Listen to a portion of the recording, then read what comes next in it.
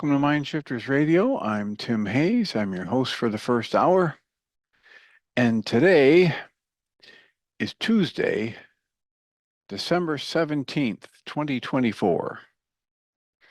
As always, we're grateful to everyone who's joining us here today, whether you're listening live or through the archives, as we spend another couple of hours teaching and supporting people in using some of the most powerful, effective, efficient, and accessible tools I've ever encountered. These tools are available absolutely free through the tireless efforts of Dr. Michael and Jeannie Ryce on the website at whyagain.org. If you go to that website and click on the two words that say Start Here in the upper left-hand corner, it will take you to a page where you can download and read Chapter 24 of Dr. Michael Ryce's book. His book is titled, Why Is This Happening to Me Again? And that chapter of the book contains a narrative description and explanation of the primary tool in this work. That tool is called the Reality Management Worksheet, sometimes called the Reality Management Wake-Up Sheet. And it's a tool I've been using to great effect for 20 years now to improve the quality of my life and most of my relationships, and to turn any negative emotional experience I have into part of the infallible guidance system that each and every one of us has been given. You can also download the actual worksheet process itself. It's a simple PDF file. Click the link, download it, print it off, copy it as often as you'd like, and use it over and over again, absolutely free.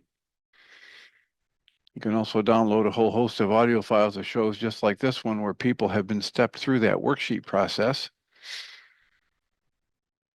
And if you choose to listen to those even repeatedly, they can serve as a powerful tutorial for you to help you get maximum benefit from these tools in the shortest amount of time possible. You can also go to your app store and type in the three words Heartland Aramaic Forgiveness. And if you choose to do that before you're done typing the word forgiveness, you'll see the glowing heart icon. If you tap on that, it will let you download a completely free and private app that contains the Reality Management Worksheet. It contains an abbreviated version of that worksheet process, and it contains a copy of the Dragon Klingon game, which is a wonderful way to introduce these tools to even younger audiences. And we'll help people do all of that soon and often, primarily because it tends to improve the quality of people's lives the more they actively apply these tools in their lives. Secondarily, because it tends to prompt comments, questions, answers, and testimonials. If you have any of those to share with us, we'd appreciate you doing so by giving us a call.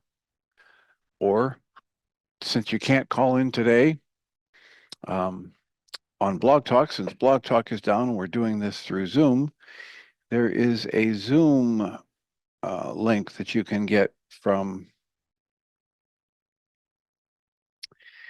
whyagain.org and an email that Jeannie Ryce has sent out.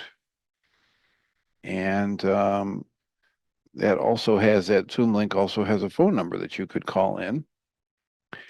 And because I'm not prepared for this, because I was trying to get on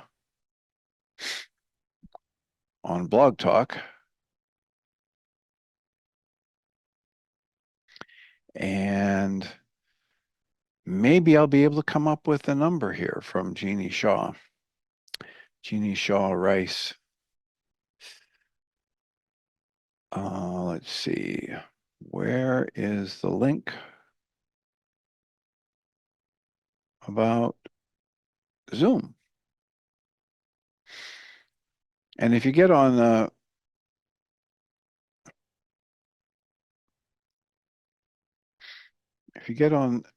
the mailing list that Jeannie has, then you'll get updates about this. And the Zoom link for this show, the meeting ID is 868-8143-4479, and the passcode is 123456. And if you're anywhere around the Chicago area, you can call 312-626-6799. That's 312-626-6799. And then you add the meeting ID of 868-8143-4479. And if they ask you for a passcode, it's 123456. And we'd be happy to have you join us. and let us know what's on your mind. If there's any way we can support you in particular, you, if you've been on the website and looked at the archives, you'll see that there's some highlight shows that have been uh, curated out of the last 14 years, and they've been labeled as highlight shows. And it's because people have said, wow, that's a really good show. I want to listen to that again. Or, boy, this should be a highlight show. Or, I can't believe that that person called in with that worksheet and it was exactly the same set of issues that I've had to work with and struggle with. The point is that the vast majority of those, maybe not all of them, but the vast majority of shows that have been selected out to be highlight shows are the result of people like you calling in and asking questions. And so if there is any way we can support you, please let us know. It would be our honor to do that.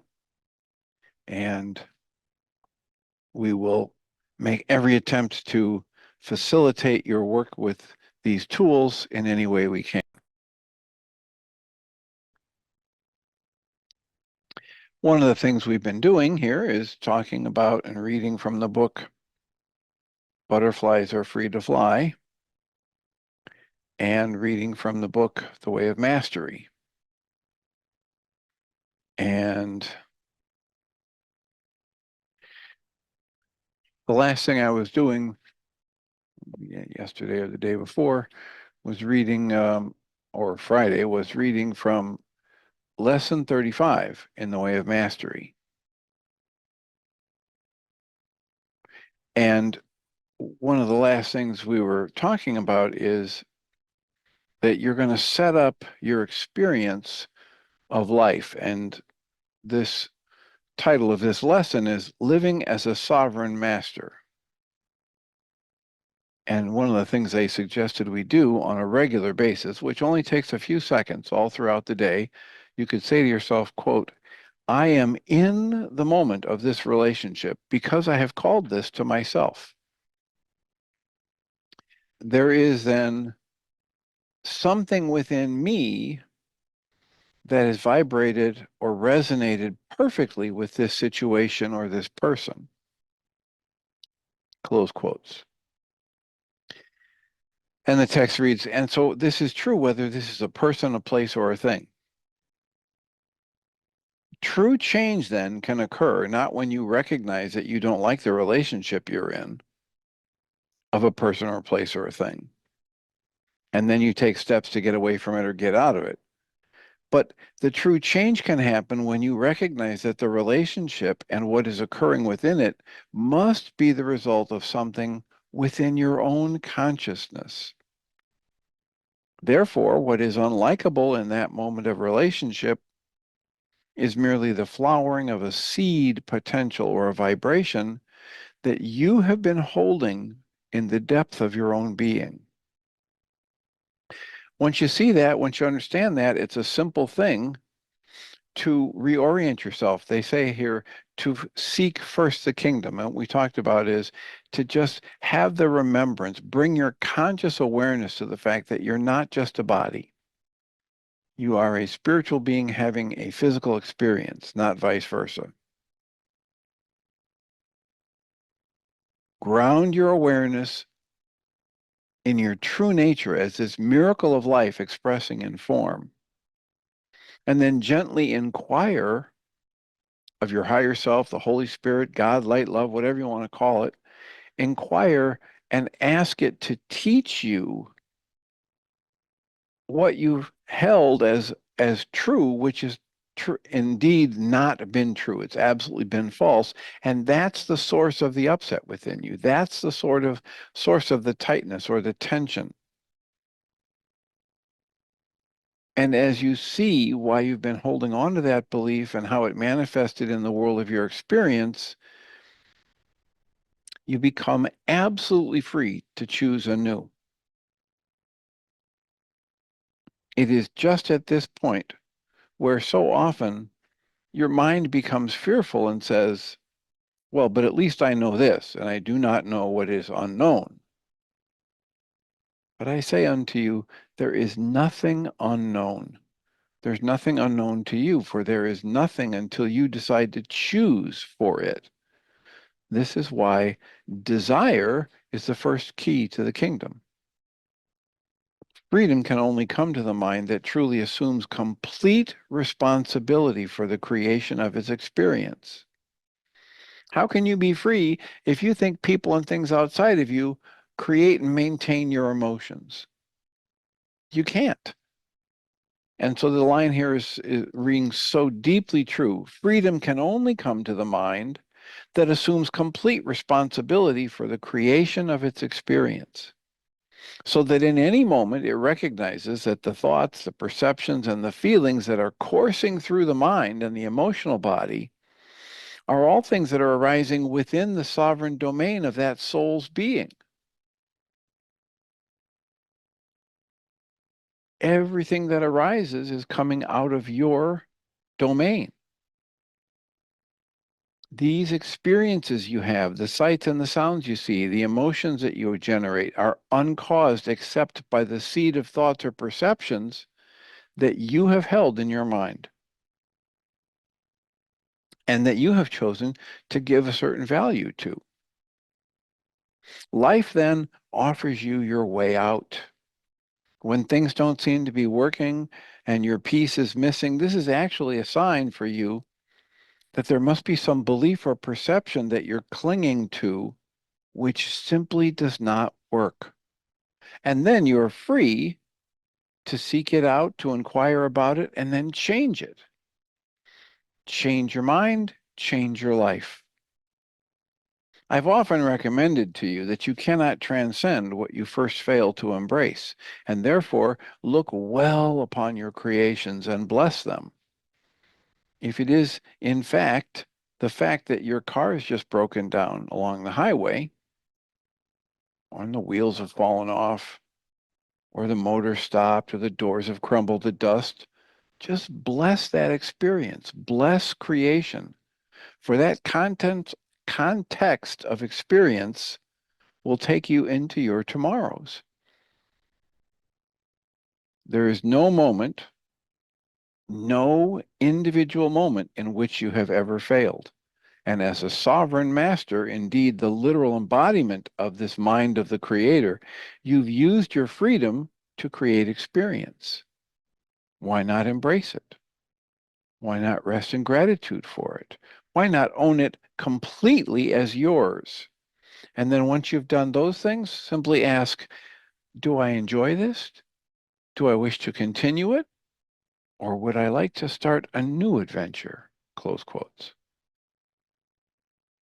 You will be creating new adventures eternally, for there is no moment that your creation ends.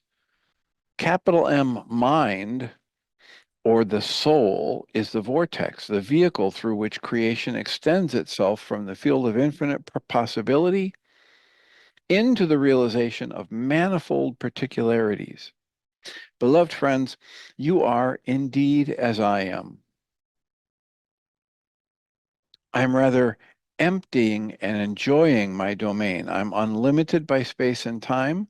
I've no longer any need whatsoever for the unique forms of experience that can come through the crystallization of what you call the body, or what some of you mistakenly call yourself. It's not yourself.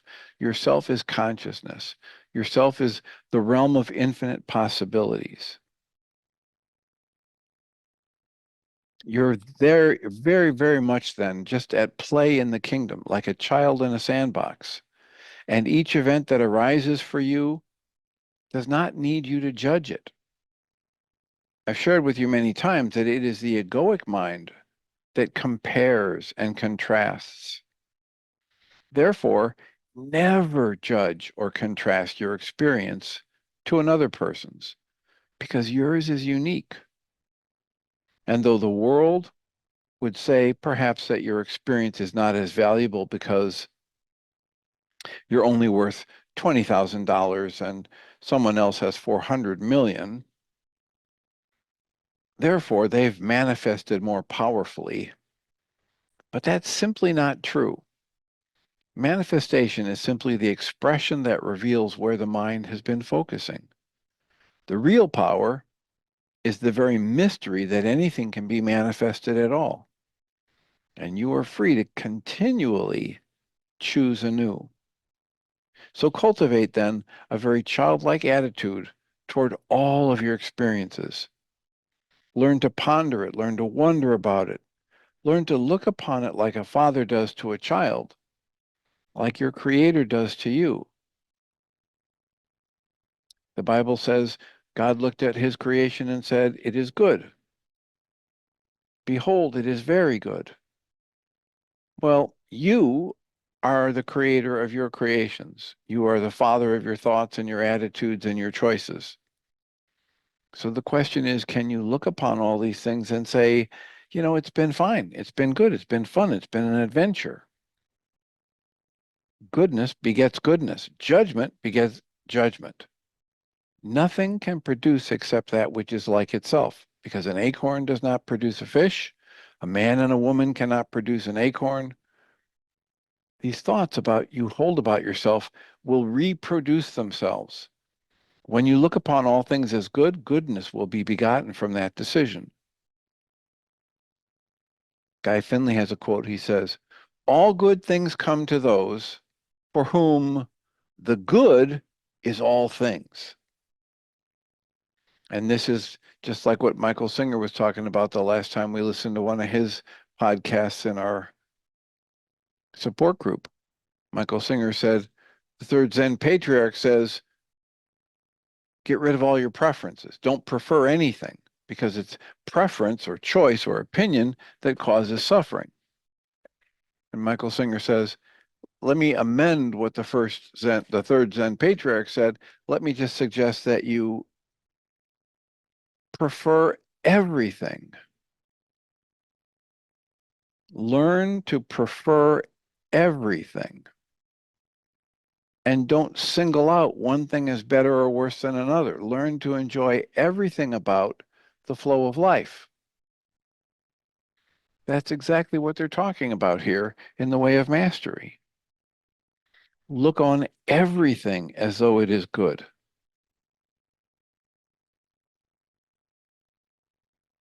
Each time then that you've chosen to hold a negative thought about yourself or about anyone, you've only ensured that the kind of inconsistency in your mind that interrupts this awareness of yourself as connected to your creator or as a miracle of life expressing in form, and and you've interrupted your awareness of that.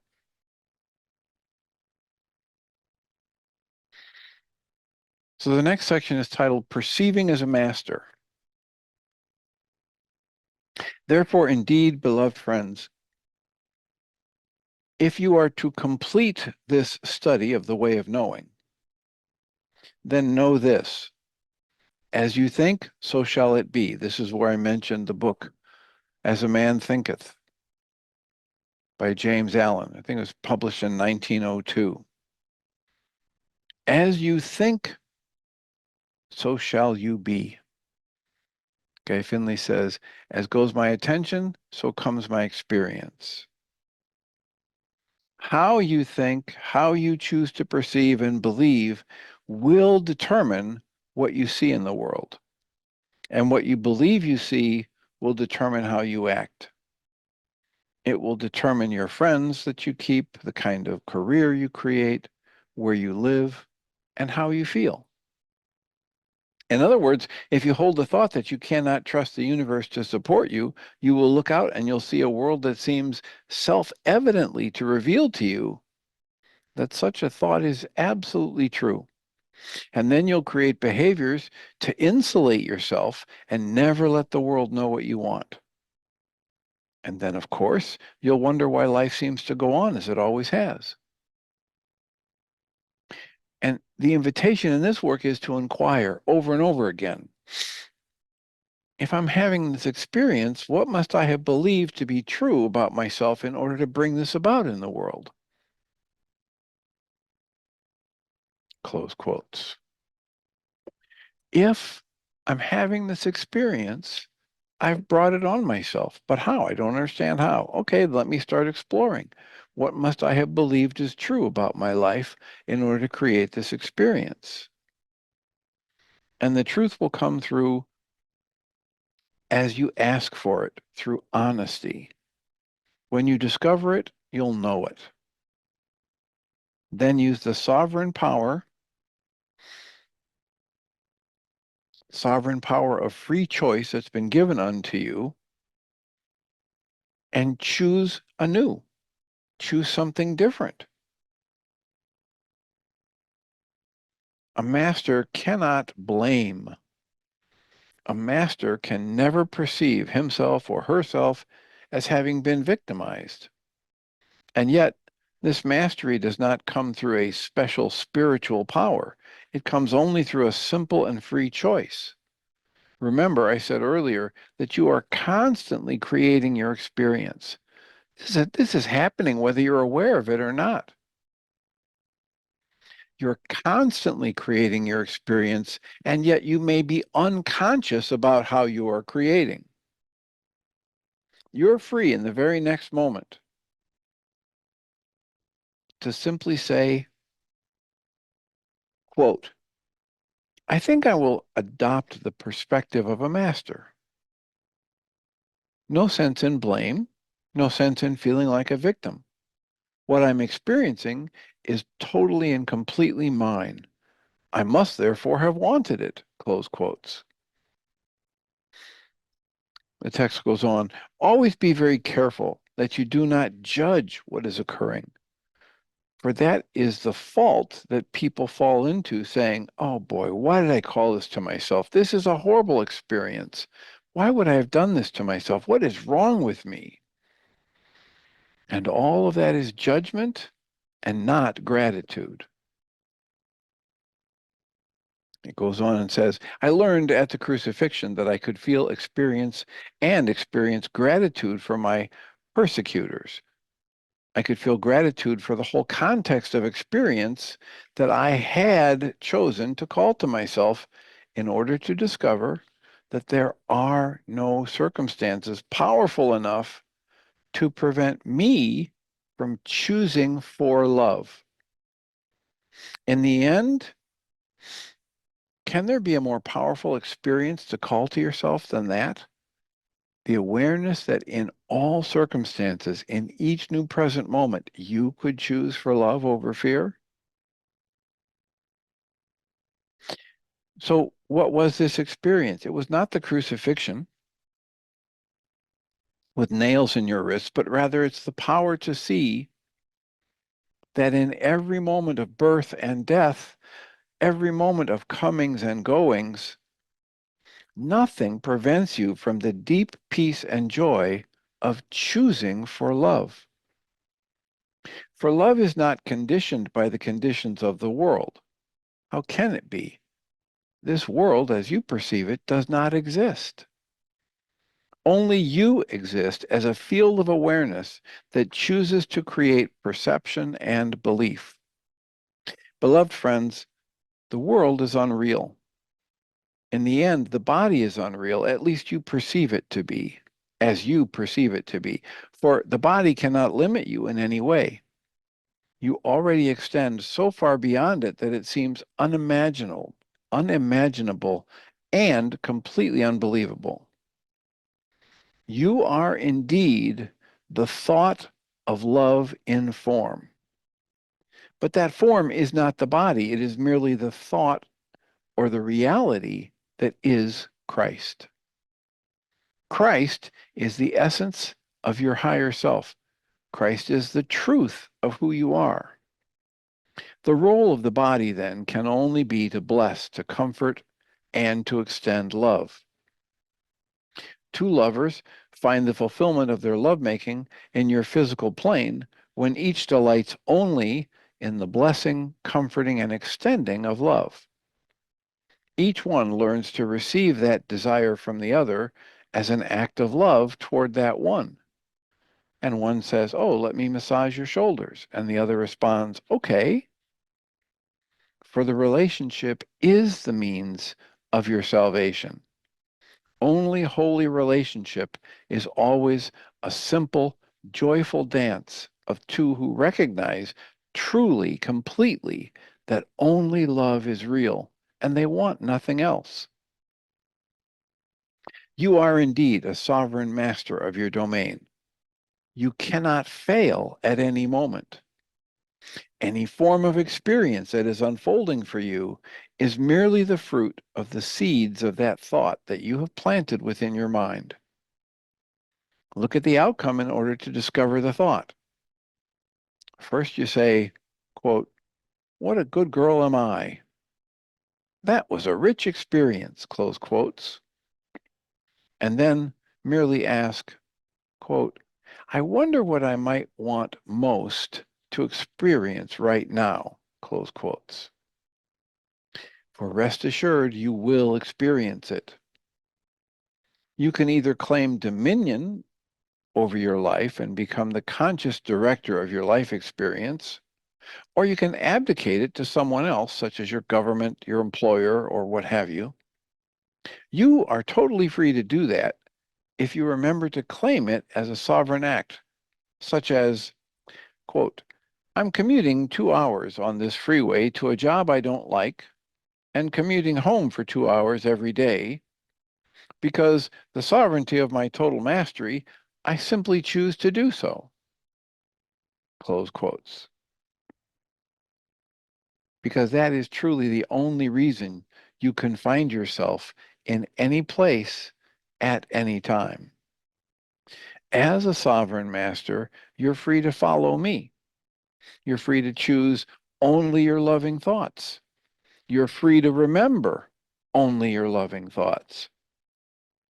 You're free to embrace whatever comes up that may be unlike love and simply accept that it must be an old seed that's getting cooked and that you're absolutely free to embrace it with love.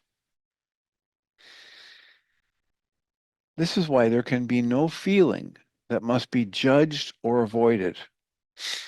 Feelings of despair or feelings of sadness are merely something left over from a past thought. In the act of embracing them, you've already decided with love. And love alone, capital L, love alone, heals all things. Just think of this. As a sovereign master, you chose, without lifting a finger, to call into the domain of your experience a form of communication with an ancient friend, Yeshua ben Joseph. Out of the field of your sovereign domain as a living master, you've chosen to bring the way of mastery into your domain. You've chosen to bring that thing that's called Shanti Christo into your domain.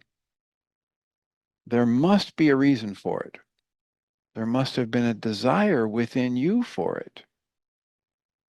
Is that not the desire to discover ever more deeply if there is anything possibly obstructing you from experiencing greater joy, greater peace, greater wisdom, and greater Christed consciousness? Indeed, beloved friends, a master never ceases in growing himself or herself. A master is never finished. Do not think that you can come to the end of some form of experience, perhaps even the death of the body and the body mind, and that you'll suddenly be at the finish line. For there is no such thing as a finish line. There are only realms that you can grow into in which creation is indeed far more blissful than it is in the physical realm. And yet creation continues. Your responsibility and your sovereignty and your dominion continue. For the further you go into creation, the greater the responsibility, for you're dealing with greater and greater power. And thus, the need for vigilance and discipline does not go away. It increases. And yet a master welcomes it. For through it, even greater creations can flow through their holy mind. Did you know that it is possible to birth an entire solar system with a single thought? Now, if you've ever baked a very good chocolate cake, you know something of what it means to create. If you've ever written a poem, if you've ever birthed a child, if you've ever planted a seed and watched it grow, then you know and understand the great satisfaction of creating. Imagine merely holding a thought in the mind and then experiencing the actual birthing of an entire solar system. It is indeed a great delight. Imagine birthing that which is called A Course in Miracles merely by holding the thought of it in its completed form, and then letting the wave emanate and join with another mind who perhaps is in the physical realm, and that person does all the work of writing it down. That's power. That is the same power that's available to you. And the power flows unrestricted once you bless all of creation, once you understand that everything as it unfolds is perfect just the way it is.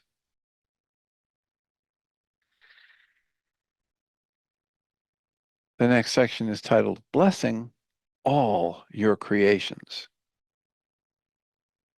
As you choose to embrace yourself as a master, as you choose to look upon each and every moment of your experience as a wholly self-created entity that is waiting just for your blessing, then you come to see that there is power and freedom in choosing to bless with gratitude and bless all of your creation. Now, here we are very near the end of the 35 lessons, 2 or 3 pages from the end, and it's hearkening back to the very beginning before the lessons even began, where it says, here's a promise. And the promise is you'll reach the goal you want if you just do these 3 things. Put aside with every breath you take everything you think you know and everything you think you need, and look lovingly upon every place that fear has made a home in your mind. In other words, look lovingly on everything that's ever happened. Bless it. Bless all of your creations. And here they are talking about the same thing in the very last lesson. Everything has been completely self-created, and you can choose to bless it with gratitude, loving gratitude for everything that you've experienced, all of your creation. The text here goes on and says, and then to say, this has been so fantastic, and yet it might be fun to have something even greater happen right now. It was great to be with that lover, but what the heck? They've just recently died, so I think I'll open up to something even greater. It is that kind of an attitude that expands the kingdom, expands the domain of your consciousness until the day arises when the physical universe can no longer contain you, and you'll simply outshine the body itself. This has occurred. Some minds have outshined the body before the body was ready to die. They merely dissolved into light, and that was the end of it. It wasn't necessary, however, to do so. For the experience of what is called death in your world is just that. It's just another experience. If you bring your awareness to it, you will discover in the day of what you call death that it is actually rather delightful. As your attention withdraws from the body, you become the witness of the grasping and the gasping of the lungs, the buildup of the fluid. You watch it with disinterest because you're already vibrating in the energy of bliss, which is the essence of your soul. Death then is quite simply nothing. So claim sovereign mastery. Beloved friends, in the culmination then of this way of knowing, I ask you as your equal and as your brother and as your friend eternally, I ask you to claim in this hour complete sovereign mastery over your domain. Discover what has yet not been embraced and owned or digested. For those things are, quote, dissociated, close quotes, in your psychological language. And that which has not been embraced by you is what imprisons you. Allowing, accepting, surrendering, blessing, trusting, these are the things love does. This is what the awakened heart does. This is the pathway to freedom.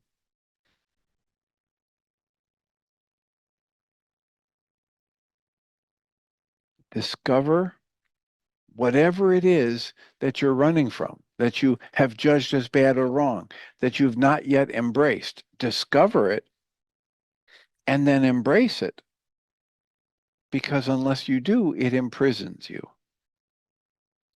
Right there, when you find something that you're pushing away or running away from, that you don't want to do a worksheet about, that you don't want to do journaling about, right there is the doorway to perfect freedom.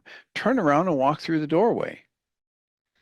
Turn around and walk into that thing that you fear or you say is painful or too, and understand it's only having that effect because you've called it to yourself and you're labeling it as something that you don't want or that you won't bless. Nothing exists until you call it to yourself. In this study, then, of the way of knowing, let its culmination be that as this lesson ends and you close the book, let it be the last act that you ever do with a mind that says, I'm still trying to get there. I'm still a victim of the world I see, close quotes. Give that up. You've already arrived. You're not a victim of anyone or anything. You only experience that which you've chosen to call to yourself. And how you experience it is controlled by the interpretation you choose and place on it. So choose for love, choose for gratitude, choose for allowance, choose for surrender. Choose to ask to be taught by life rather than trying to force your opinion or judgment on life. When you finish this lesson, let those attitudes of I'm still trying to get there and I'm still a victim of the world I see, let those attitudes be completely finished. It requires only the willingness to stay in the moment and say, quote, this must be what I've called to myself. Do I wish to continue it? Or would I choose something else? Close quotes. The world you have made is only an illusion. Nothing that has been constructed must remain unless you desire it. If you continue the structures of your life, this career, this relationship, whatever it is, recognize that you're doing so out of the sheer delight of wanting that experience. If you prefer, you can let it crumble and start anew. You're free to clear out your bank accounts, to give away all your material possessions, to sign your house over to somebody else, to give your car keys to somebody, and simply start walking down the road with nothing but the clothing on your back. You are totally free to do that. And out of the power of your desire, you will attract situations that provide place to sleep, food to eat, new experiences, and new friends. At no time can anybody be a victim. Yet at any time, consciousness is free to perceive itself as having been victimized. You can use the very power of creation that others are using to manifest all manner of wealth and happy relationships. You can use that same power to create the experience of being victimized. It's merely the choice to create a form of experience. And we might share with you that this experience of victimization is one of the booby prizes. It's been chosen pervasively by humanity. It's called the victim game. Many people are committed to seeing how well they can play it out. One could say that the victimization game has affected virtually every mind in the human domain.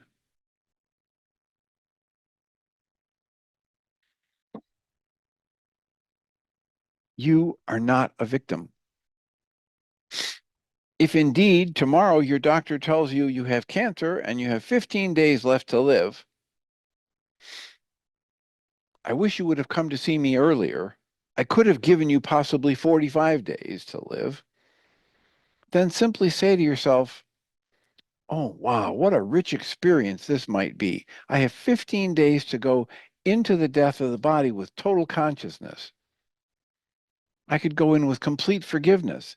I could go in with perfect peace. Wow, what an amazing opportunity I've called to myself. Please understand, cancer is not a failure. Indeed, we would behold in much of your so-called New Age movement that there is much judgment, and much abhorrence of anything that does not look like manifesting wealth and having perfectly curved hips and a multitude of loving friends. And that is a very naive attitude. But the soul's sovereignty is rich beyond measure. Wherever you are as you read these words, as you hear these words spoken, you are living sovereign mastery right now. You may not have realized it, and yet you are free to create anew anytime you wish. Please understand that the experience you're having, when it is embraced and loved and accepted totally as being uncaused by anything but your own awareness, when you can delight in that, then you are free. You are free. And you've already risen above and gone far beyond the most successful beings that humanity would say are successful. Please do not then be succumbed to the shimmering lights of the world, the great tinsel on the tree. For all that matters is this, quote, am I at peace? Do I bring awareness of this energy of love to each moment? Do I accept with great humor that all I have experienced has been by my own design, just an interesting game and perhaps a joke played even upon myself? Close quotes. You're free to look upon the world and say, quote, there is nothing I need here, but I choose to be here to see who I can love, how I can love, how I can extend this energy of creation that some would call love, and to see what enjoyment I might create. Close quotes. Peace, then, is always the goal of a spiritual journey. That peace that passes all understanding.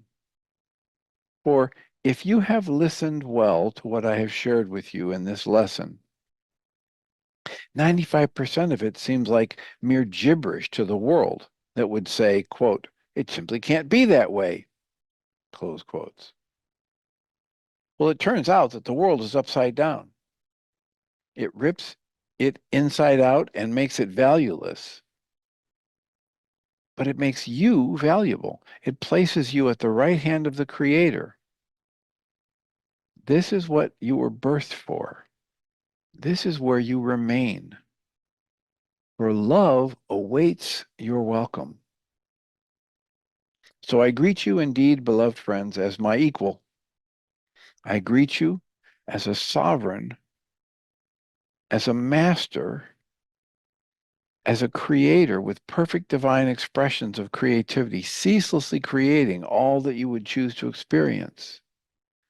I never lament the pain you experience. I never feel sorry for your suffering. I merely wait in love for the truth of your being and offer assistance to you when you're willing to grow, to heal, to forgive, to expand, and to enlighten your being. Great freedom can come when, in the midst of something that you feel to be great suffering, you choose to laugh and say, "Ah, look at this one. What an amazing script I've written here. I ought to win an Oscar for this one. Who could have done better than this?" And then rest assured, you're speaking to one who had some experience in writing rather interesting scripts about suffering. Beloved friends, the invitation is for you to look lovingly upon the world you have created. Look with perfect forgiveness now upon the simplicity of your physical domain. For the life of the body-mind arises and passes away in a few cosmic seconds. You can delight in the sensory experience in this cruel beauty of time without ever believing that it should be different than it is. It's merely a shadow. It's merely a disguise that you've laid upon a mysterious energy. For you indeed have birthed the physical domain itself, so you might as well relax and enjoy it. Now I know, I get it. There's just a lot about our Western world that would say this is a bunch of hooey. I had a session with somebody earlier today and they were talking about all of the judgments that they worry about other people making of them. At the same time, they're busy trying to craft a mindset for themselves that says they don't care what other people think about them. This is one of the great conundrums in our culture is that we, we have so much inundating us with advertisements for this kind of clothing and this kind of body shape and this kind of car and this kind of dwelling and this kind of food and this kind of wild fun experience. We're constantly inundated with how we should look and be. And then we have this floating thought out here that we shouldn't worry about what other people think. It's kind of like trying to jump into the middle of a big lake and stay dry at the same time. It's ridiculous. It's not going to happen. We have to understand that there's no actual value in anything that's being thrown at us through the media or what anybody else says as a should, and that we are creating for ourselves whatever value we give to a thought or a possession or an activity or a quote accomplishment, close quotes. And this work is inviting us to just settle in and enjoy our ability to be in the world and not of it, but to be in the world and extend this loving nature. Extend gratitude, extend appreciation, extend compassion, extend calm and peace, extend fun, enjoyment, appreciation. All of these are possible in any given moment. It's a choice. It's like what happens at the end of the Bill Hicks quote about life is like a ride at a carnival. And he says, we can change it at the end. It's just a choice. It comes down to this. No work is necessary. No money in a bank account is necessary. It's simply a choice for love over fear. And he says, fear would have us buy guns and put bigger locks on the door. And love would have us understand that we're all the same and we're all connected. And we might as well enjoy the ride because it's just a ride. And we might choose to ask life, the ride of life, to teach us in each moment so we continue to grow. We continue to expand our ability to have appreciation and gratitude and affection. And not just for a few little things here and there, but as Einstein would point out, to extend that special affection to everyone and all of creation. And in so doing, we obliterate the prison that we had been creating by our special affections, our special preferences and opinions and beliefs, because they simply create a prison for us. So there's just a few little pages or paragraphs left in that lesson, but I wanted to just pause here and ask for a comment or a question or a clarification.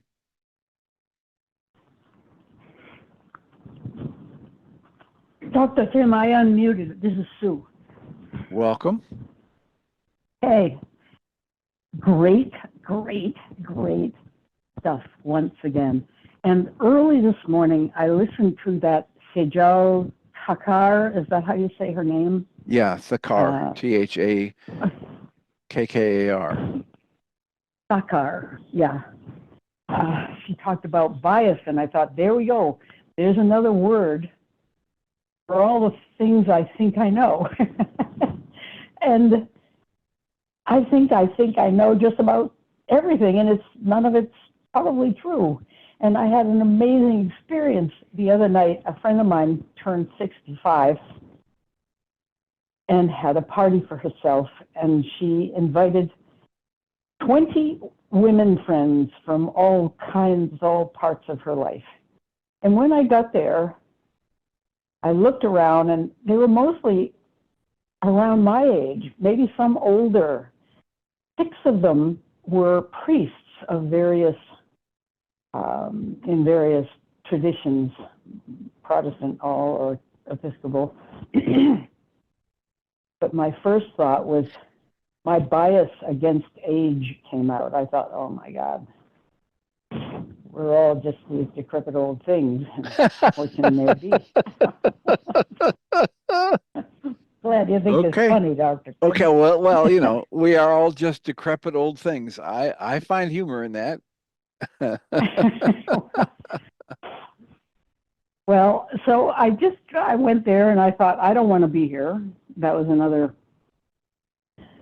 I didn't want to go, but she's a good friend and I went. And it was a potluck, so we all brought something nice.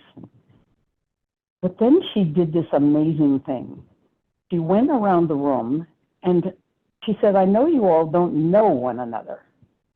So I'm going to tell each of you about the other. And she starts around, and I thought, oh God, no, you know, this is going to take forever. And I had a very bad attitude.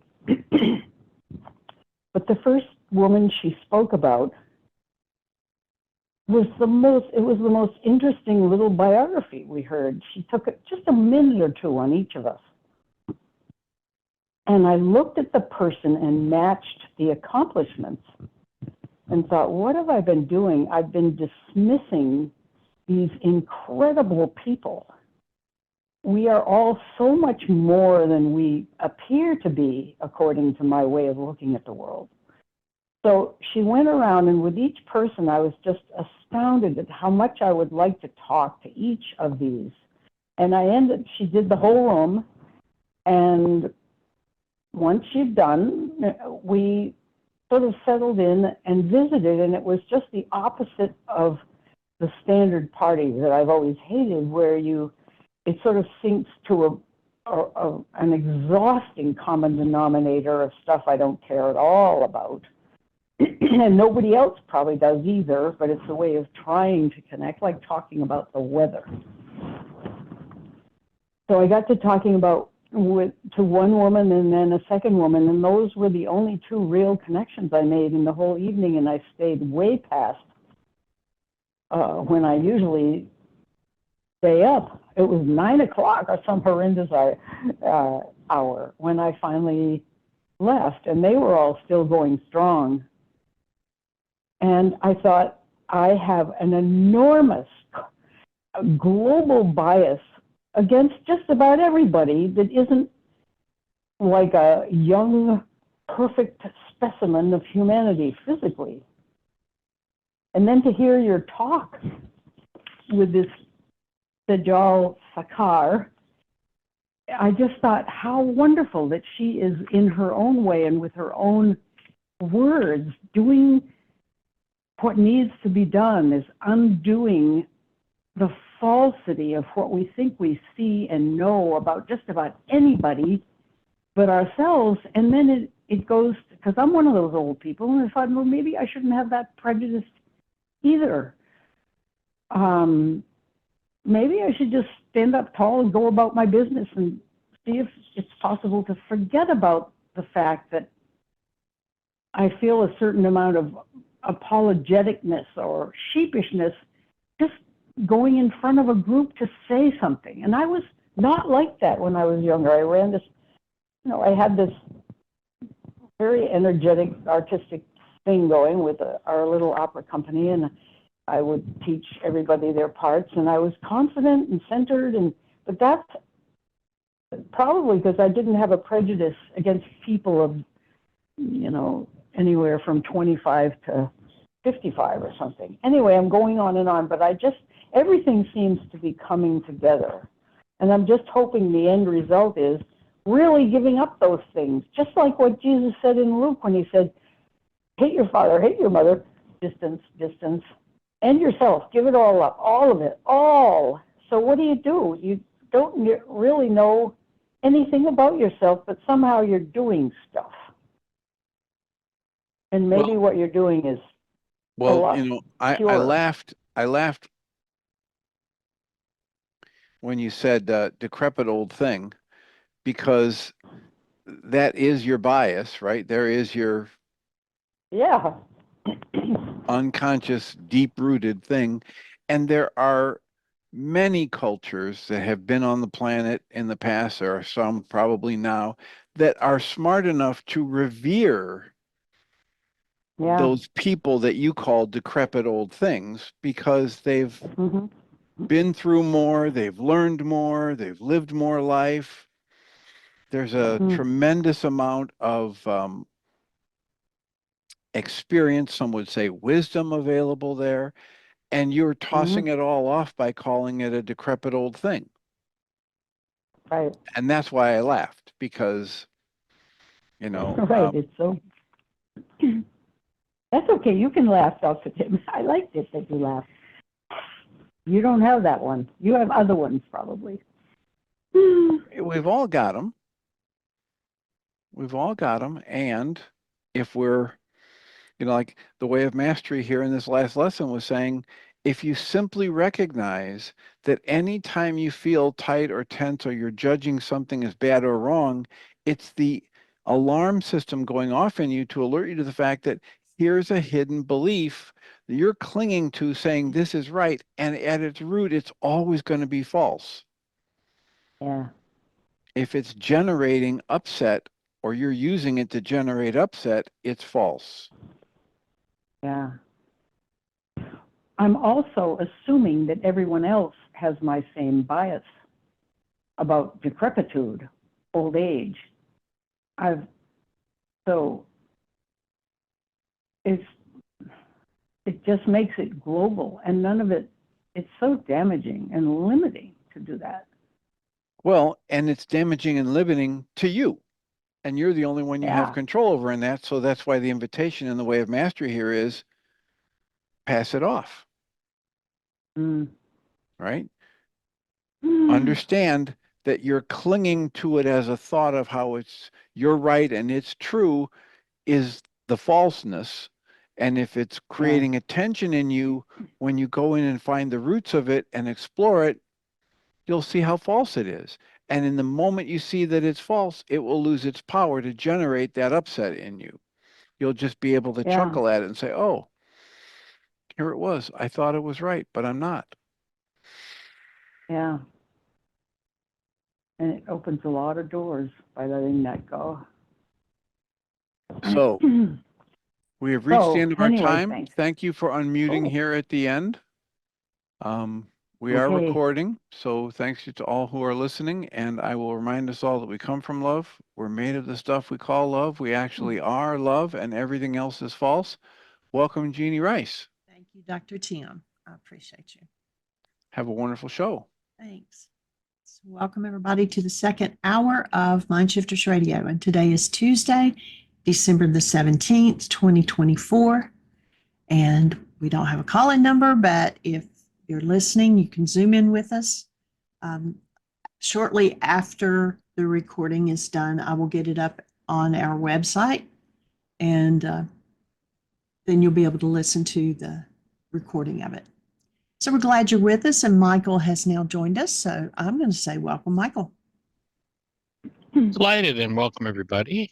Honored and delighted that we get to spend this time together once again as we're moving closer and closer toward the completion of our study of the Book of Thomas, a series of sayings which did not enter into the canonical Gospels, but purports to be the inner or secret teachings of Yeshua. And so it is an honor and a privilege once again to join with this community and to be supported by this community. And I get to do this show. I'm right back in the delightful time 6 years ago, as Aria Rain used to lay with me and her head in the crook of my arm as she was sleeping through her first 2 years or so of life. And here I am with Lincoln right in the same place. He's right on my shoulder right now, sound asleep, and just feeling blessed. And so before we step into the next sayings from the Book of Thomas, Ms. Jeannie, do we have anybody in the phone queue or anybody in the chat room with a thought for us? No, nobody has said anything in the chat room, and we have several listening. And so you can unmute yourself if you have something that you would like to say. I Or wonder, you Jeannie, I wonder if it might be helpful before we start into the study, into the work that we're doing, if maybe over the next couple of weeks, things are possibly going to get complex in terms of how people get to listen to the show. We are planning to continue 5 days a week through the holidays, through our traveling to Nashville, but there'll be some changes in it. And I wonder, Jeannie, maybe you should run through the blog talk, what the criteria is there, what's happening, and when we'll be doing Zoom, and then the fact that we're going to do Podbean, and we'll be shifting into Needle, and so it's a little bit complex. So maybe if you just do a quick explanation, and in fact, maybe if you did that explanation, then we could copy it and send it out in newsletters so everybody will know what's happening over the next couple of weeks till we get settled into Nettle and as our new source of becoming available to the world. well, we And our actually archives, they're going to change. I mean, everything is in flux. yeah. And it's like I've got it on the website in several places, and I did send out a email notice that we're going to be switching over to Needle, and we've asked them a couple of questions. We did some test runs on Saturday, and like me and one other caller actually got dropped, and then we couldn't get back in to talk, and so we've sent the message to Needle to get that cleared up, and until we. So our final landing place is going to be an app that you can download from your app store called Needle, Nedl. And all you have to do is download that app, find Dr. Michael Ryce in the app, select us as a podcast you want to follow or a show that you want to follow, and put your phone number in. And you will automatically, each time we do a show, you will automatically get a text saying we're on air, And all you have to do is open the Needle app and listen. You can listen to the show right from there. No phone numbers to dial. And you'll also be able to talk from there. There's a little bit of complexity we need to work through yet, but we'll be doing that. And so Needle will be the ultimate landing place, probably fairly early in the new year, but Blog Talk is going to disappear by the end of January, so we'll see where it goes. And until we switch, if Blog Talk is down, then we will do it on Zoom like we're doing today. We will not do Zoom as first choice. So, try Blog Talk first. And if we're on Needle, you'll get a notification that we're on there. So, and actually, as long as you're registered. Right. And there is a link that gets sent to you that you can just click it and listen. But if you want to talk, you have to actually open the app. You can't talk from the link that you get sent. And we've asked them about that as well. So we've got a couple questions out there. And until we get those answered and are sure that, all the bugs are worked out there, we're not going to permanently switch to it. Dr. Tim said the next time Blog Talk's working, he's going to do it simultaneously on Blog Talk and Needle and just see how it goes. So if you are registered, you'll get notified. Actually, we were doing a test run on Saturday, and several people that had already downloaded it and clicked to follow us got notification that we were on. Yeah. They jumped and so in they and joined us. So that was great. pretty cool. Okay, somebody said, I downloaded Needle to my phone, but I'm unable to enter the code that it sends me. It's like the screen freezes. I tried to download to my desktop too, but there's a problem with user interface. I'll try and contact them about this. Thank you. I will also send them that note and see what they have to say about that as well. There's going to be a bonus come with Needle too. And that is that each day we can title the show. We can put custom information in. So each day that you get a notification. So what I'm going to be working on is setting up so that you'll not only get the notification the show is going to happen, but you're going to get, one of the, over the, 30 years ago, we put the book, Why Is This Happening to Me Again, out there. And over all those years, the thing that people have shared with me that they've enjoyed the most about the book is the key thoughts, and that they can run through the whole book just by doing, the key thoughts are highlighted. If you don't have a copy of the book, they're highlighted in little boxes. And so what people have shared with me is, when I need a refresher course on the book, I just go through and read the key thoughts. So what I'm planning to do is each day that that we do a show, you shall have a key thought in the notification. So you get the key thoughts of the day every day. So without doing anything extra. And then what we're also doing is so that takes care of our live shows. Now, because Blog Talk has been down more than it's been up since they announced that they were disappearing. The week that Michael, you've got your video on there. Well, I'm actually. We're seeing the ceiling and the fan and all the turned around stuff. Well, what I was attempting to do, I'm having trouble turning it around. I was attempting to get a shot of this little guy's face right here as he's laying on my shoulder. There he is. Alexa, turn on the light. So there you see, we won't have visual when we get to Needle, but there you see Lincoln there, just sound asleep on my shoulder. And just a really sweet energy here. So then the second part is that, we had set up 8 shows to play on Blog Talk while we were gone to Nashville from the 26th until January the 3rd. And because we can't trust that Blog Talk's going to be up, I went ahead and uploaded those to Podbean, and I was able to schedule them, each one for the day that it's supposed to play. So you will be able to get those shows that we have scheduled while we're gone. You'll be able to pick those up on Podbean. Then the third component is our archives. And so we have started moving those. Well, actually, Podetize is moving them from Blog Talk to their site. And right now they have, and now what they consider a show is not hours. You know, we've got like 5,000 plus hours, but right now they have let me see what it was, 1,911 episodes already moved over to their site.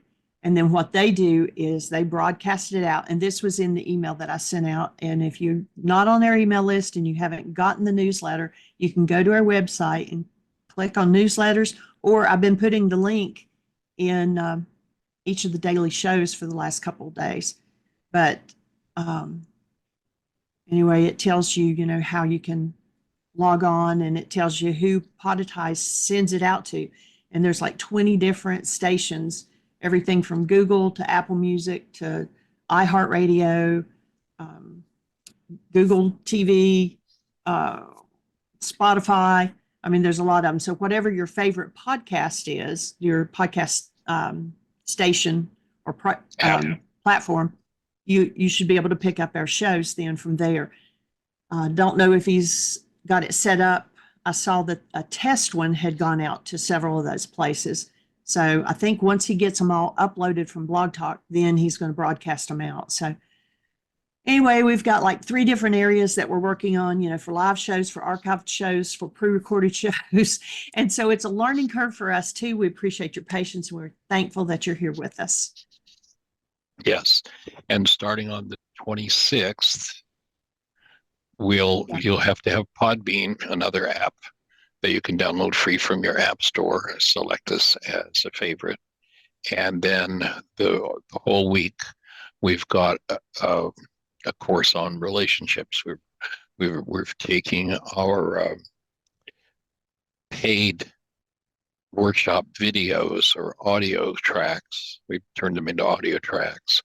And so that week, we will be totally focused on Ryan and the surgery that he's going through. Invite you to hold the space for us and for him, if you would, please. And so that week will all be broadcast from Podbean, and you'll have basically the series, you know, why is this happening to me again, healing through relationships, communication. Did you hear what I think I said? And codependency. We actually don't have the why again. We have relationships, codependence, communication, and mind shifters. Right. And if you want the why is this happening to me again, it is now on our YouTube station too. So just go to YouTube. Mike, I know it's getting complex, but once we get through the other side of it, we'll hopefully just be dealing with needle, and that will be it. Yeah. So I think that covers it all. Does it Yeah. cover it all, honey? I believe it does. Oh, so cool. We've got a couple new people on the channel here listening. If you have something you want to say, you can either just unmute yourself there, or down at the bottom, there's a little button in Zoom that says react, and one of the reactions is to raise your hand. So you can do either one of those. Otherwise, we'll assume you're just listening and let Michael continue forward with the Book of Thomas. All right. So let's see, we're heading into statement number 99, I believe. Let me just get to it here in my notes. Oh, Lincoln's getting a little bit stirring here. Just give me a second. Hey there, little guy. There. I'll come get him, and I have that you're going to okay. 98. Okay.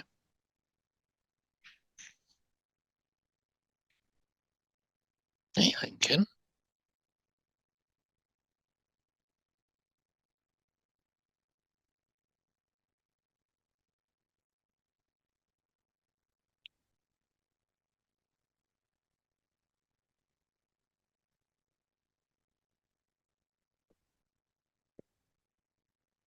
He's wide awake, but just seeming to be nice and peaceful. We're blessed by this little guy and his presence in our world. Hey. All right, so we're going to step into saying number 98 from the Gospel of Thomas.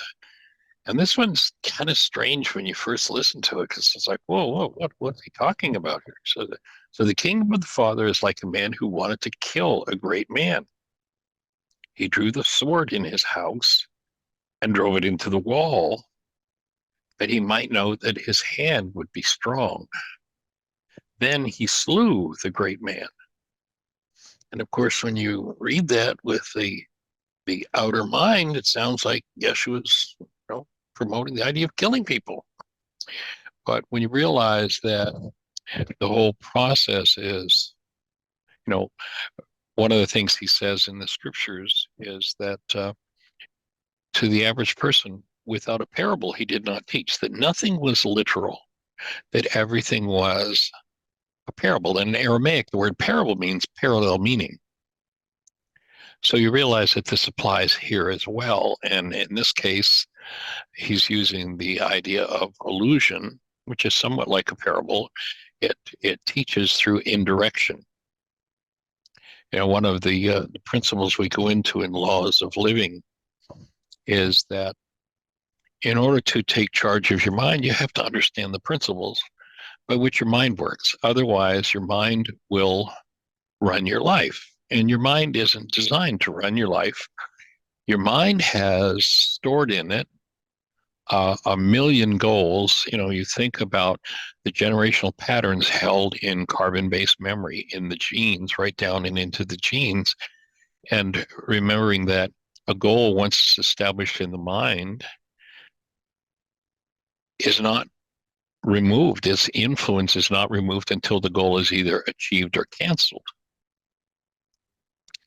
And with a million unresolved issues, think about your generations, think about mom and dad and grandparents and aunts and uncles, and how many had how many aspirations, things they wanted, things they desired, things they demanded, things they raged over that they never got, and recognize that those goals are alive in us and oftentimes are resonated into activity and become drivers of our perception, which become the source of our behaviors.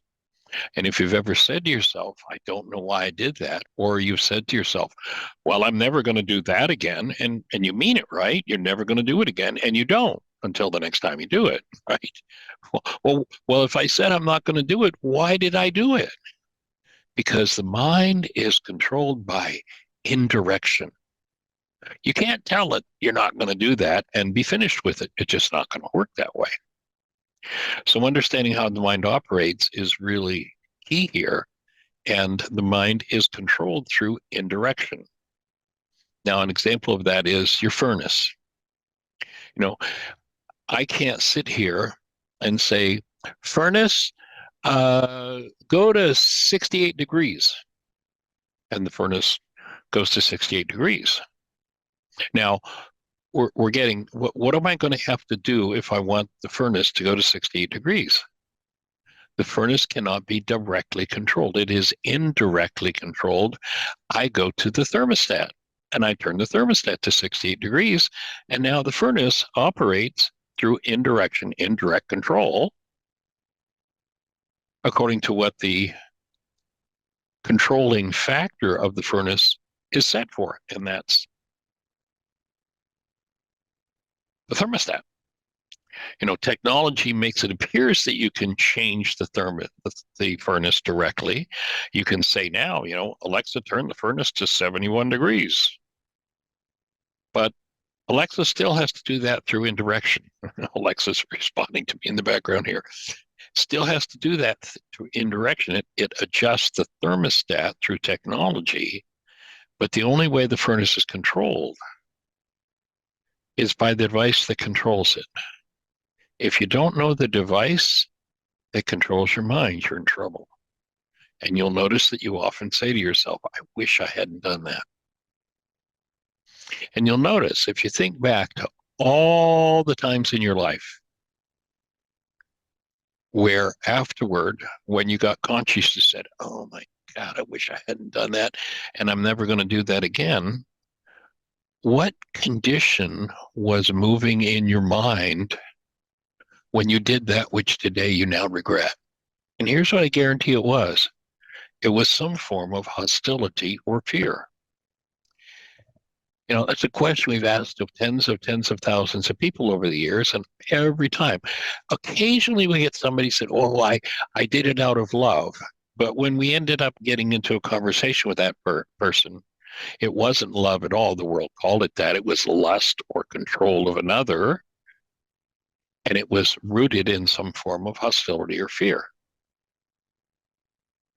So the mind is controlled through indirection. If you're a smoker, you can't just say, I'm going to quit smoking, or else you'll end up, you've heard about the guy who was an expert at quitting smoking. He'd done it 1,000 times.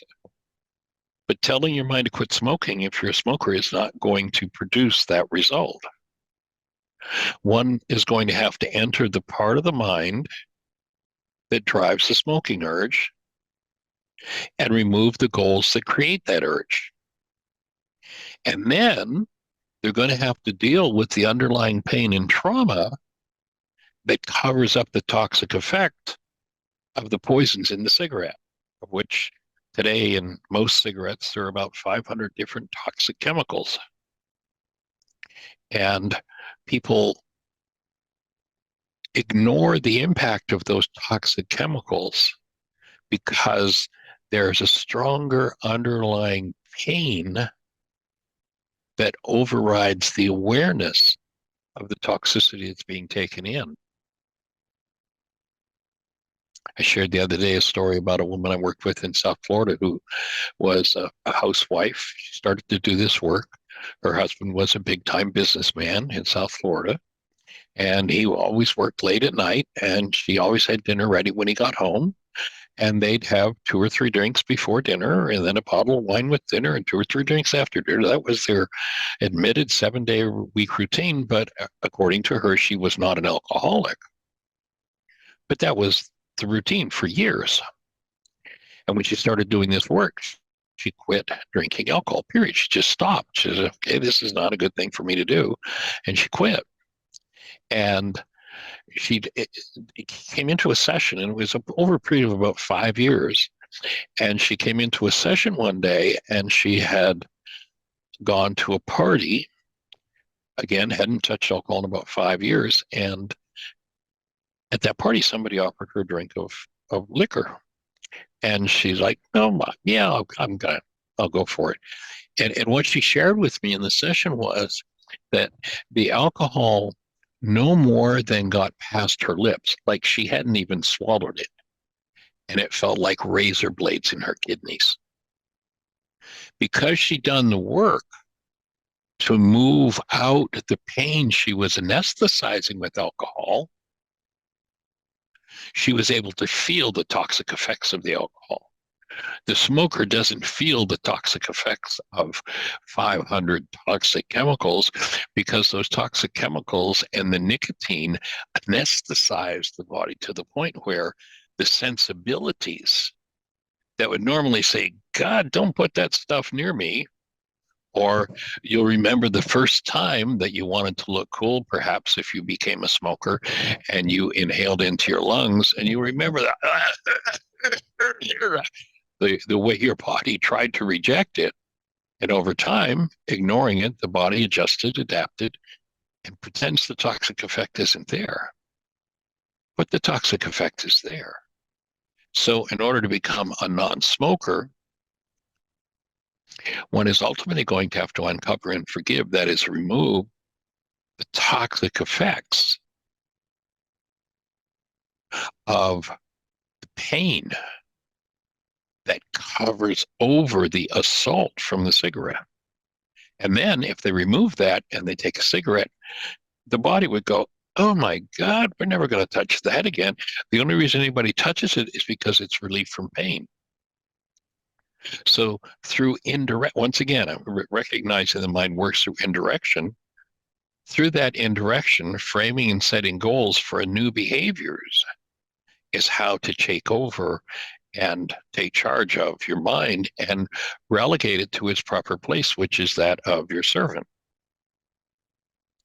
So this saying, number 98, is an expression designed to call something to mind without necessarily mentioning it. So this is indirection. It alludes to. So it's talking about killing somebody, but it's not literally talking about killing a strong man. So the purpose here is to teach one how to live, and as it refers to in this particular saying, in what they called the kingdom of the Father, or would be properly titled the community of love. So in order to reclaim your original birthright, and if you just hold a newborn, which we're getting the blessing of doing lots of this week, if you just hold a newborn and tap into the essence of that newborn, one of the things that I've been doing with Lincoln this last a little better than a week that we've had him pretty much full time, is each day I just get quiet with him on my shoulder and breathe and ask his presence to open and teach me. You remember one of the early sayings in the book of Thomas is, if you want to know about life, ask a newborn. And opening and subjecting yourself to something that the world might say, oh, that's silly, is one of the keys to this healing of the mind, which happens through indirection. So to reclaim your original birthright, to live as love rather than living in the brainwashed state of being a devoted card-carrying member of the one world universal religion of blame, shame, guilt, fear, greed, and victimhood. And that state is what this passage 98 alludes to as the strong man that this individual wants to kill. Now, the strong man, one of the games of the world is to call the weakest among us strong men. What does the weakest among us do? It turns to weapon and power in the pretense that a weapon or strength is power. Not knowing the difference, people call that person who happens to have the control of the weapons the strong man. But actually, they're the wimpiest and the weakest among us because they can't stand to be criticized. They can't stand to deal with the truth. They can't stand for anyone to think of them as other than the supreme being. That, for a human, is weakness. So that so-called strong man, and the one being alluded to in this particular passage, is really based in total powerlessness.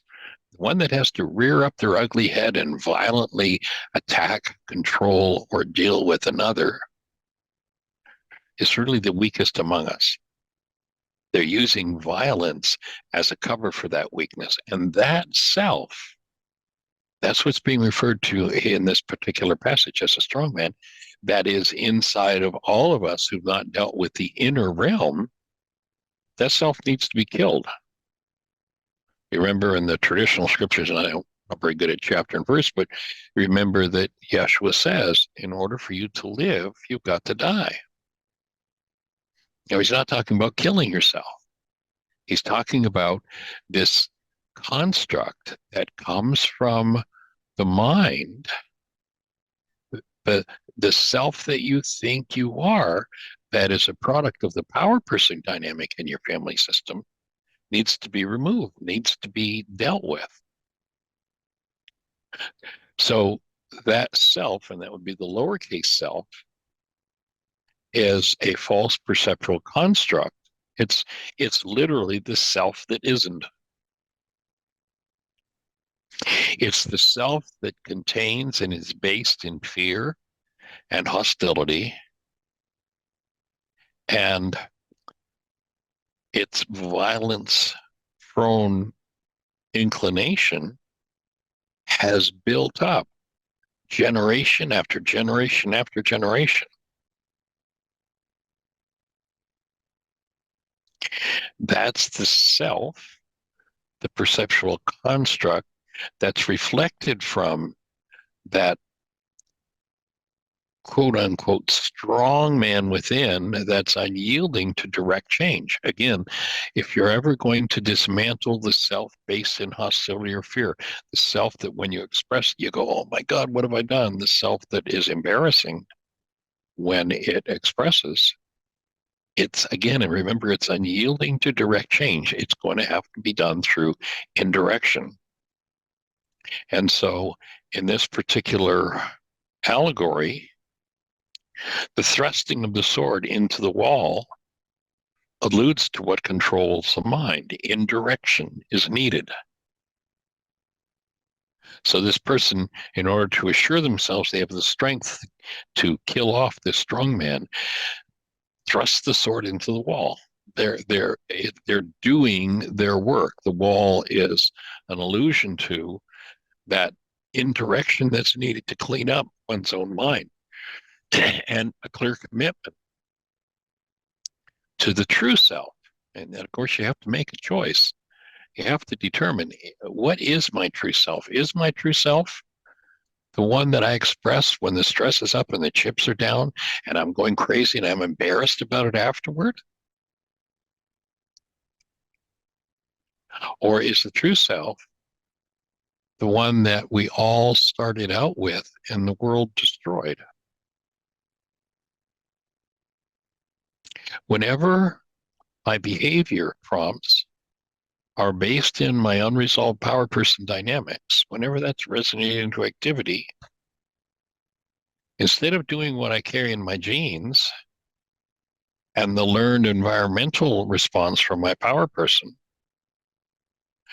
I need to be committed to doing something other than that. When it comes up, I need to recognize and own that this bully, this hostility, fear-based self, this self-destroying, self-deprecating self is a fraud. And when I own that, when it is in operation, I'm stuck in my own mental illness. When I get really clear on that, then I could recognize I need to do something else. Now, when I first started to teach the workshop on relationships, the title of that workshop was Healing Your Relationships. I used to think there was such a thing as a diseased relationship. And then through teaching, what I ultimately discovered was, no, there is no such thing as a diseased relationship. Every relationship is a perfect creation, a perfect reflection of the two people that are in it. And if the quote unquote strong man in myself is based in hostility or fear, then when it is resonated into activity by a goal, if my power person, whatever the dynamic was with my power person around which I acquired the energies of being abused are activated, then there's a goal that I need to cancel to dissolve that. And I need to be able to catch myself in the throes of behavior that destroy the truth of who I am as love. What are I've got to become a coherent being. Remember the statement in the worksheet that talks about David Bohm and sustained incoherence. What David Bohm, is a physicist who also studied psychology and the mind, as a physicist, he came up with this energetic explanation for the insane mind, or the so-called strong man. And what he said was, every person's problem is in their own minds, and they engage in incoherent energies, don't know that they're doing it to themselves, project it, and blame everyone else. And then they function out of, and he coined this term, sustained incoherence. If in fact you are an energetic being designed for love, any energy that's out of phase or out of harmony with love is an incoherent or destructive energy. The wages of incoherent energy in human physiology is death. That's the result of any kind of incoherent energy. So when an incoherent, that is an energy based in hostility or fear, comes up and wants to control my behavior, that's when I need to be committed to breathing. And then for me personally, and this is a product of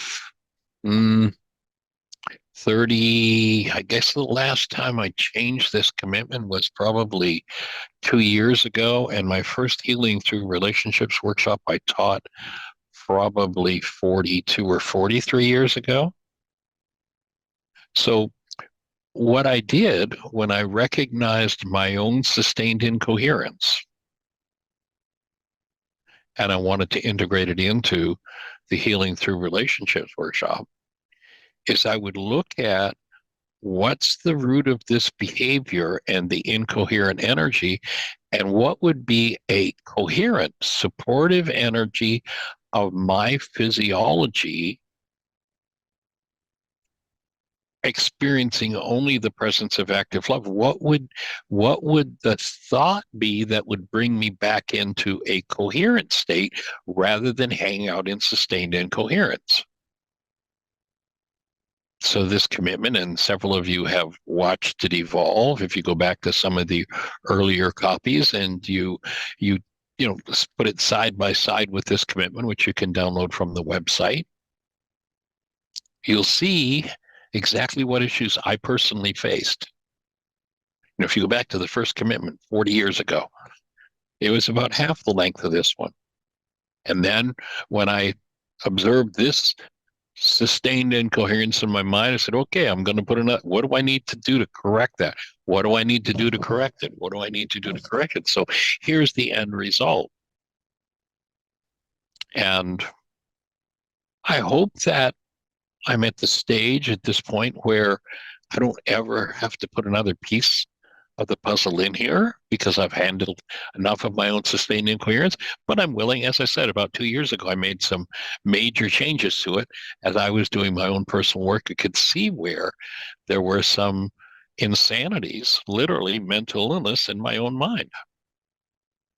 So here's my commitment. Here's the antidote. Here are the coherent thoughts that will bring correction to sustained incoherence.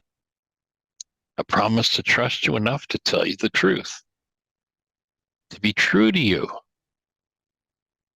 and always engage in just and fair behavior with you. Several of you were on the radio show when I put that thought in there. It was shortly after we covered the Beatitudes, and one of the Beatitudes talks about just and fair behavior. And so to recognize that I want to have everything in me in coherence with just and fair behavior in my relationships. Now, how am I going to do that? I'm going to have to, one, know that that's where I want to go. And two, remember, indirection, I'm going to have to go in and forgive in my mind everything that leads me off in that other direction. So I'm going to be true to you and always engage in just and fair behavior with you. When I hold Lincoln, hold a newborn, and, the macho guy world doesn't want to hear this. No, we want to be who you. There's a lot of this toxic masculinity that's you got to be tough and you got to be in charge and you got to make sure that, if that woman gets out of line, you give her a whack in the face or whatever. I mean, the insanity of it is just bizarre. But if I hold Lincoln as a young baby boy, the energy that's there is the energy of love and the energy of sweetness. And what sweetness does is it brings a nurturing energy forward. Now, that's not the macho man, but do a little research and you find out the macho man in today's world literally dies an average of 10 years sooner than his female counterpart.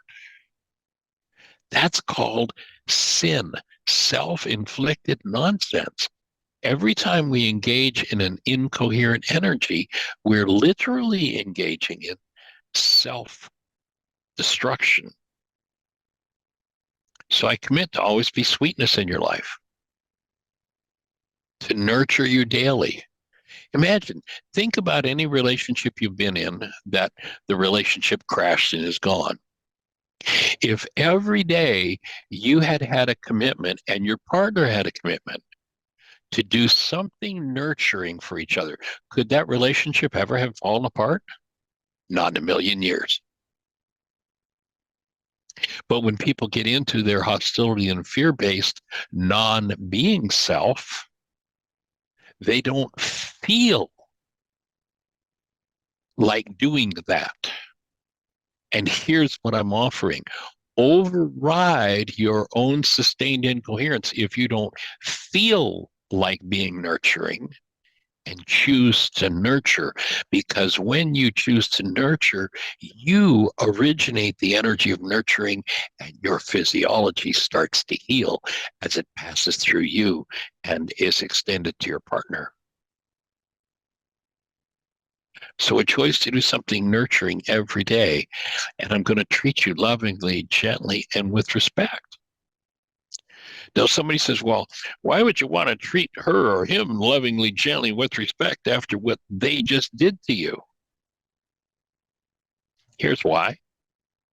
Because you're in your sustained incoherence and you need a healing energy. And that loving, gentle, and respectful energy is what will heal you. And in the commitment, I'm going to nurture you daily. I'm going to treat you lovingly, gently, and with respect in my thoughts, my words, and my actions, whether I'm in your presence or not. Now, some people think, oh, while I'm on the other side of town talking to an old friend, I can degrade them. I can talk about them like they're the horse's ass of the world, which a lot of people do about their partners. And they don't realize they're dealing with their own projections. So the commitment is, I'm going to do this whether I'm in your presence or not. You say, well, Michael, what difference does that make? Well, one, remember your own mind is operated by indirection.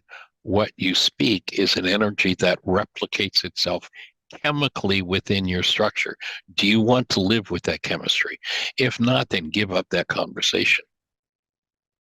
And one of the things we know from Marcel Vogel, 23-year senior scientist from IBM, is that he was able to take a picture of the high energy waves that leave the mind when we think a thought. So it doesn't matter where your partner is in the incoherent energies you're speaking about them, which are projections of your own sustained incoherence.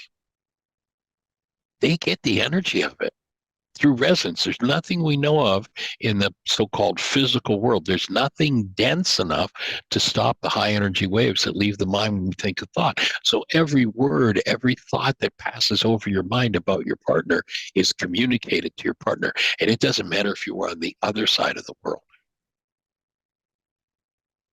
So I'm going to do this whether I'm in your presence or not.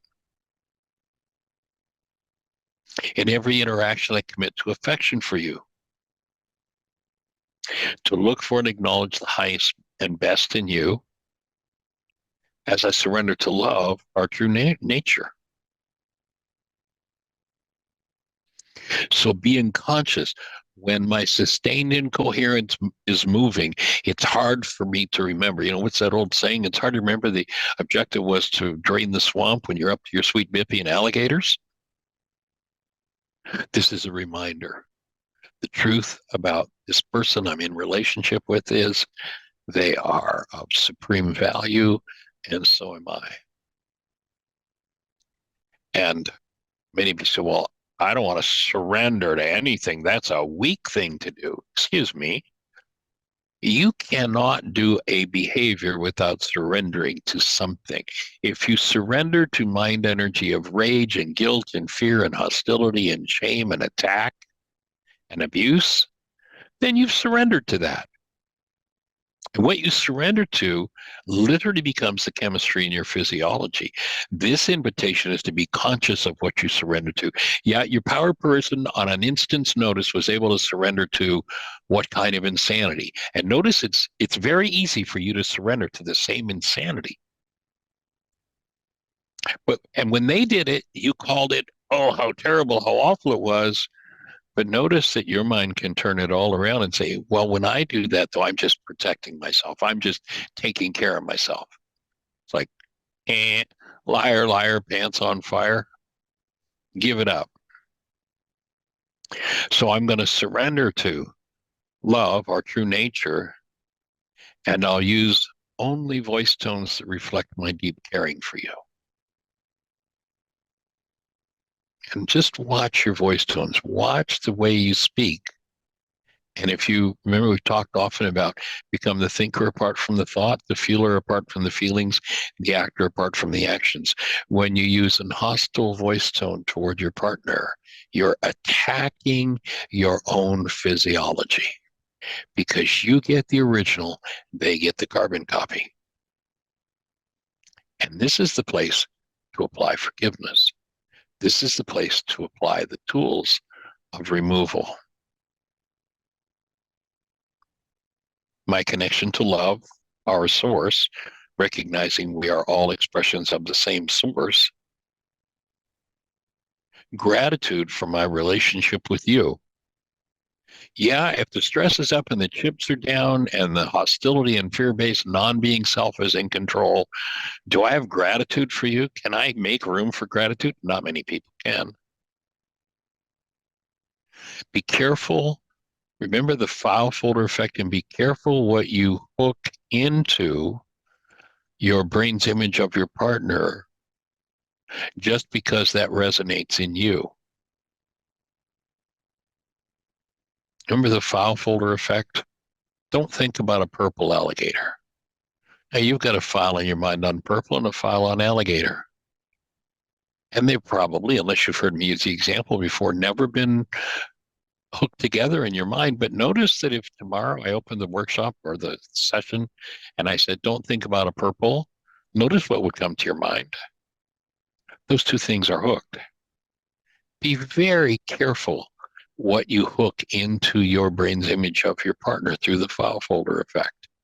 If your rage comes up, rather than allowing it to unconsciously become hooked to your brain's image of your partner, which means forevermore when you're in the space of that partner, your rage will be moving. If you hook sadness, if you hook grief, if you hook your hatred, your vengeance, your gossip, your slander, et cetera, it's the linking, it's the file folder effect, hooking all of those things into your brain's image of your partner that leads to the almost universal saying in our culture, the honeymoon is over. Yes, in your partner's presence, up is going to come, let's say, your rage. But when you stop focusing on the blame game, when you quit your membership in the one world universal religion of blame and you go, oh, let me take a breath here. My rage is up and you're present. And honey, I realize that I could be hooking my rage into my brain's image of you. And then forevermore, there'll be rage in me when we're together. I'm going to purposely, consciously disconnect those two. I'm going to cancel whatever goals are moving in my mind for me and for you and free that connection to my brain's image of you. And then at some later time, there will not be the unconscious linking of rage and guilt and fear and sadness and hatred and vengeance into your brain's image of your partner, which leads to saying the honeymoon is over. They say, my love died. No, love doesn't die. Love is a state of being that is eternal, but it gets covered up by hostility and fear. And if we hook our hostility and fear into our brain's image of another person, then in the presence of that person, our hostility and fear covers up the ability to be aware of ourselves as love. It's ourselves we're attacking. So my connection to love, our source, gratitude for my relationship with you. That's the only thing you want to hook into your brain's image is appreciation and gratitude. And our serenity will always be more important than any issue. Recognize when you come to relationship, you had a bag of issues before you ever met this person, and notice that yesterday you blamed them for that issue, and your blamer is a liar. You have that issue because you have that issue. And how do you tell whether or not you have that issue? We've got this test. It's a really tough one, but we've got this test that will tell you whether the issue you're feeling is yours or not. And the test is this: are you feeling it? If you're feeling it, it's because it's inside of you. You can't feel anybody else's. Here's a story I haven't told in a long time on the radio show. It's actually one of Jeannie's favorite stories that I tell. And it's a story about the little old lady who just loves movies.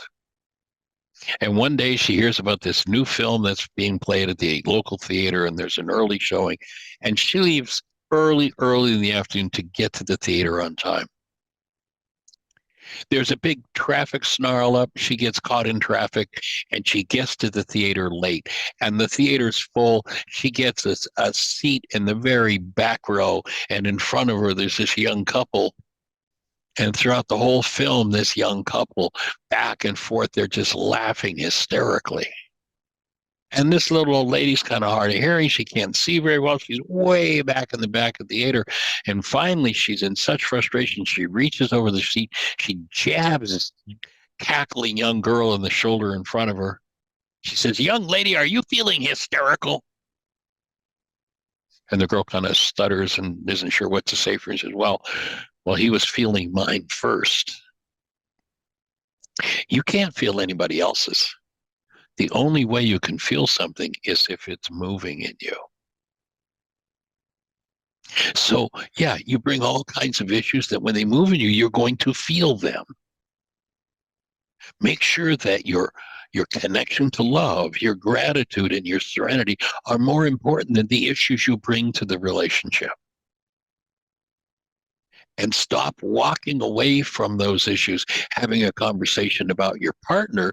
And if you're walking away from a conflict where there's an issue involved, have only a conversation about yourself. Then you'll be cleaning up as you do your forgiveness work, the part of your mind that allows you to live in denial and project the content of your own mind into your brain's image of your partner. So our serenity will always be more important in any issue. I open my being to embrace you in my love. I open my being to be embraced in your love. Now, if you do this, and there's any hell left in you, because these first couple of paragraphs will vitalize you, all hell is going to break loose in your relationship. Recognize that. Be aware of that. And that's the purpose of the last paragraph of the commitment. To recognize that if anything unlike love comes up in me, I'm going to hold this in my heart and listen. Rather than I'm going to blabber off out of my own non-being incoherent, sustained incoherence thought structures, I'm going to stop and breathe. I'm going to consciously, purposely bring love present and hold us in my heart. And I'm going to listen. As I learn to speak, experience, and be responsible for and forgive my own realities. Recognizing that what comes up in me is a construct of my own mind. It is my reality. And then take the commitment to the next level. I'm here. Now, if you were to look back through your genes, I guarantee you can find 1,000, 10,000 people who left, who were in such pain and turmoil and trauma, they just left. Leaving is one of the biggest issues on the planet. It's got to be taken off the table if you're ever going to be successful in relationship, because the 1,000 generation of mental prompts for behavior to leave, to escape, to get out are going to control your mind unless you remember through indirection, change those dynamics in your mind. So I'm here for and with you. I promise to speak only truth to you as I keep communication open and keep love conscious, active, and present as we heal, celebrate life, and grow together.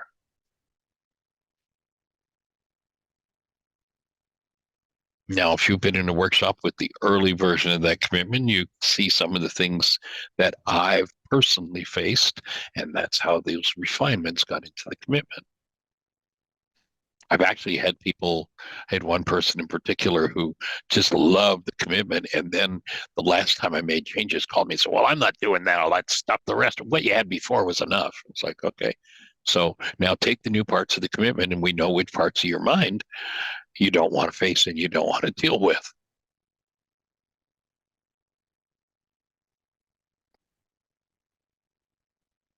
So to enter into, so to speak, the exercise room of being, you're going to have to accomplish living this commitment in the relationship, especially when the stress is up and the chips are down. They're going to be, remember that stress is created not by circumstance. Stress is created by having a goal in your mind that is not being satisfied by yourself or someone with you. So they're going to be likely thousands of goals to be canceled. Perhaps you'll have to cancel 10 goals a minute. And each goal you cancel, remember, will collapse the generational denial and the mental interpretation and constructs that the energy in me that's moving in me is caused by you. In other words, by doing this work, you'll put an end to denial. Remember our definition of denial in this work. When I think or speak as though something outside of me is the cause of what's moving inside of me, then I'm in denial. When I live in denial, I literally dissociate from the part of my mind that holds my pain. In other words, I pack it away and I instruct my mind to tell me a lie. Now I'm living in the world of hallucination. Whenever hostility or fear is moving in you, you're living in a world of hallucination.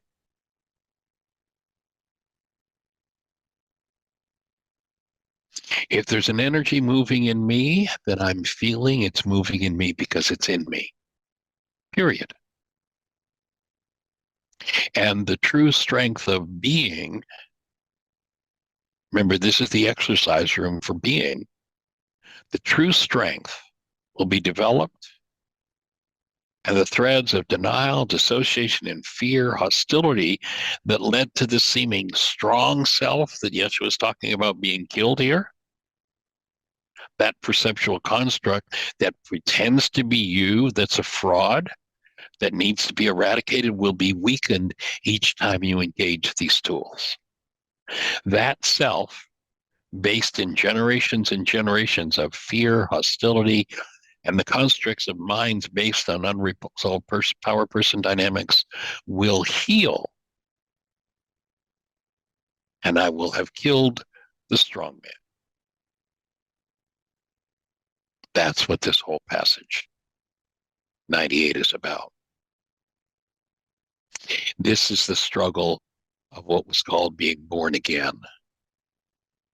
It's not a theological thing. It's where you live. Are you born into the world of your power person dynamic, and can you live as your true being, the presence of love? Or are you born of the generational brainwash that happens by the age of 4 that makes you a card-carrying member of the one world universal religion of blame, guilt, shame, fault, and victimhood, and that it's all everybody else's fault? Put the dagger into the wall over and over and over again, metaphorically. Do the work. That's what this is alluding to, of doing the work of strengthening yourself to literally be able to step into the deepest hole in your mind in relationship and maintain the awareness of self as your created essence as your human beingness. And then extend the energy of that state of being, which is literally the energy of conscious, active, present love, to those around you, and bring healing to the world. And when you are healed,